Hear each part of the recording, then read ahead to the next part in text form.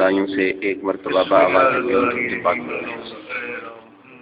اللهم صل على محمد وعلى آل محمد كما صليت على إبراهيم وعلى آل إبراهيم إنك حميد مجيد اللهم بارك على محمد وعلى آل محمد كما باركت على إبراهيم وعلى آل إبراهيم إنك حميد مجيد اعوذ باللہ من الشیطان الرجیم بسم اللہ الرحمن الرحیم یا ایہا الذین آمنوا اے ایمان والو من یرتد منکم جو پھر جائے تم میں سے عن دینہ اپنے دین سے یعنی مرتد ہو جائے فسوف یأتی اللہ بقوم پس اللہ تعالیٰ لے آئے گا دوسرے لوگوں کو دوسری قوم کو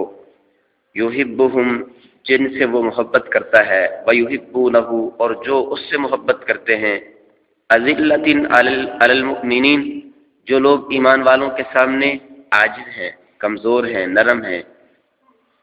أَعِزَّةٍ عَلَى الْكَافِرِينَ اور کافروں کے سامنے زبردست ہیں يُجَاهِدُونَ فِي سَبِيلِ اللَّهِ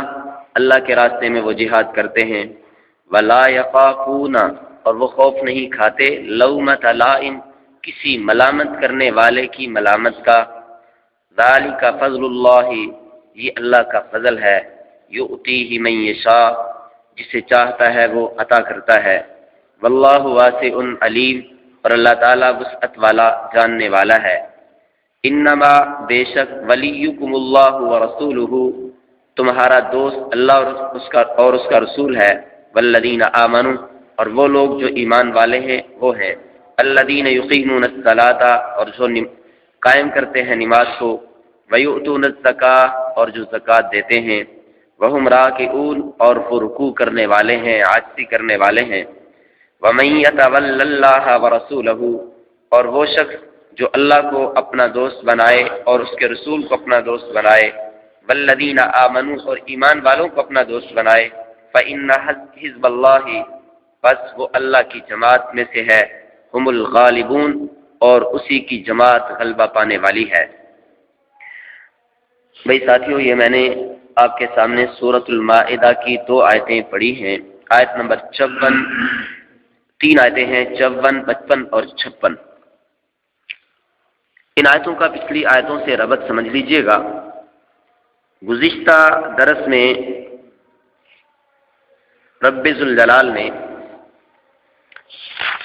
یہ ارشاد فرمایا تھا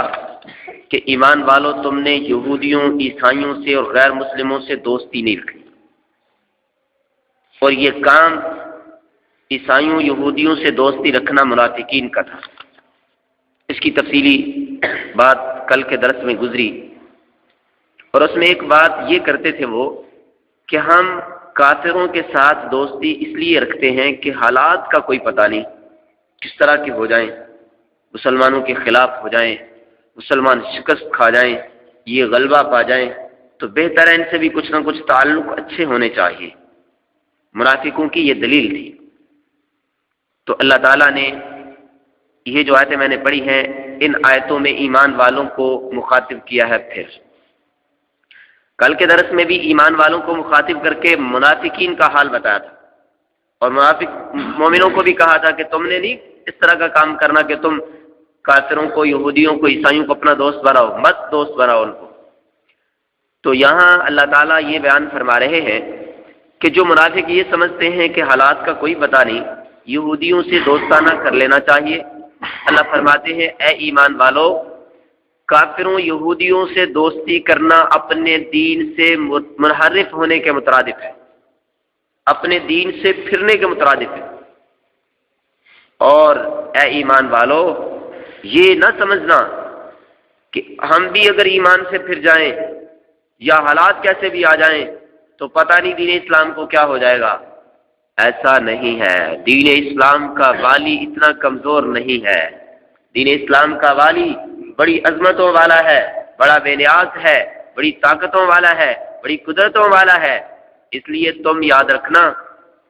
تم کہیں دین کے چھوڑنے کے معاملے میں اس رستے پہ نہ چل پڑنا اور ان سے دوستیاں نہ لگانا اگر تم ایسا کر لو گے تو میرا دین بے یار و مددگار تب بھی نہیں رہے گا میرا دین یتیم اور لاوارث تب بھی نہیں رہے گا،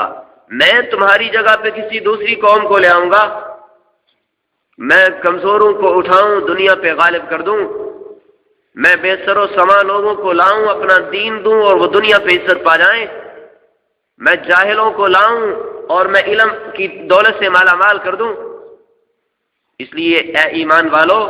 تم نے اس راستے پہ نہیں آنا کہ تم دین سے پھر جاؤ یا تم ان غیر مسلموں سے دوستانہ کر لو، ایسا نہ کرنا۔ اگر ایسا کرو گے تو میں کسی دوسری قوم کو لے آؤں گا، اور اس قوم کی نشانیاں کیا ہوں گی؟ گویا کہ ان آیتوں میں اللہ نے ایمان والوں کی نشانیاں گنوائی ہیں، پکے سچے کھرے ایمان والے جو ہیں، جو اس دین کے غلبے کے لیے محنت کرنے والے ہیں، اور اللہ تعالیٰ نے ان کے بارے میں بتایا کہ ان کی خوبیاں کیا ہیں۔ تفصیلات ہیں آگے کہ ایک تو ان کی خوبی، اللہ ان سے محبت کرتا ہے، ایمان والوں سے اللہ محبت کرتا ہے، اور وہ ایمان والے اللہ سے محبت کرتے ہیں۔ اور ایک نشانی ان کی کہ وہ مومنوں کے سامنے اپنی عزت نہیں دکھاتے، گردن نہیں اٹھاتے۔ میں کا لفظ اپنے ایمان والوں کے سامنے ان کا نہیں ہوتا۔ ایمان والوں کے لیے اذلۃ علی المؤمنین، ذلیل ہوتے ہیں، عاجز ہوتے ہیں، جیسے ایمان والوں کے سامنے بیچارے بے بس ہوتے ہیں۔ ہاں، یہ بڑے قاضی ہوں، یہ بڑے گورنر ہوں، یہ وقت کے بادشاہ ہوں، تو ایک عام ایمان والا کھڑا ہو، ان کا گریبان پکڑ لے، ان پہ انگلی اٹھا دے، ان پہ اعتراض کرے، یہ عاجزی کے ساتھ ان کا اعتراض سنتے ہیں۔ ابو بکر صدیق رضی اللہ تعالیٰ کے زمانے میں ایسا ہوا تھا کہ نہیں ہوا تھا؟ سیدنا فاروق اعظم کے دور میں ایسے ہوتا تھا کہ نہیں ہوتا تھا؟ حضرت عثمان و علی رضی اللہ تعالی عنہما اجمعین، ان کے ادوار میں ایسا ہوتا تھا کہ نہیں ہوتا تھا؟ کئی بار ایسے ہوا، اور یہ تو کہا کرتے تھے کہ تلوار لو، اگر ہم حق پہ چلیں تو ہمیں چلنے دو، اور اگر ہم حق سے بھٹک جائیں ہمیں روکو، ہم نہ رکیں تو ہماری گردن تن سے جدا کر دو۔ ایمان والوں کی نشانی ہے کہ وہ ایمان والوں کے سامنے اپنی اکڑ نہیں دکھاتے، ایمان والوں کے سامنے ان کی کوئی جرت، کوئی جذبہ، کوئی اکڑ، کوئی بڑی طاقت کا مظاہرہ نہیں کرتے۔ اذلۃ علی المؤمنین۔ ہائے افسوس،